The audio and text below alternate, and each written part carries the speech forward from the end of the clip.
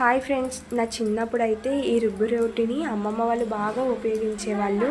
వాళ్ళతో పాటు నేను కూడా కలిసి నాకు ఒక సరదాగా అనిపించేది అలా రుబ్బటం, లైక్ గేమ్లా అనిపించేది.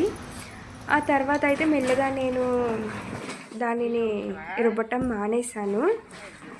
అమ్మమ్మ వాళ్ళు కూడా పూర్తిగా మానేశారు. ఈ మిక్సీలు గ్రైండర్లు వచ్చేసాయి కదా. అయితే మళ్ళీ ఇన్ని రోజుల తర్వాత అమ్మమ్మకి నాకు ఏమైనా సరే అందులో రుబ్బుకొని కుక్ చేసుకోవాలి అనిపించింది. సో అప్పటికప్పుడు పచ్చి శనగపప్పు గారెలు వేసుకుందాం అని చెప్పేసి అప్పటికప్పుడు మేము ప్రిపేర్ చేసాం.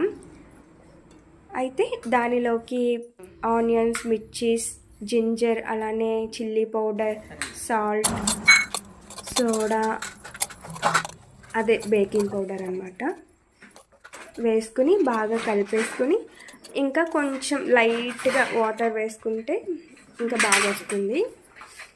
మొత్తం బాగా కలిపేస్తారనమాట.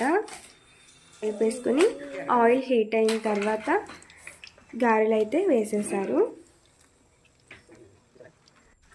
మేమైతే ఇంట్లో ఇలా ఏవైనా ప్రిపేర్ చేసుకునేటప్పుడు ఫస్ట్ జోజీకి పెడతాం. అందుకే ఫస్ట్ అయితే నేను ఒక చిన్న బౌల్లోకి తీసుకున్నాను. గారెలు అయితే చాలా క్రిస్పీగా వచ్చాయి, చాలా టేస్టీగా ఉన్నాయి. ఎంత బాగున్నాయంటే ఈ రుబ్బు రోటిల వల్ల ఇంకా టేస్ట్ చాలా బాగా వస్తుందన్నమాట. ఓకే ఫ్రెండ్స్, నెక్స్ట్ వీడియోలో కలుద్దాం. బాయ్.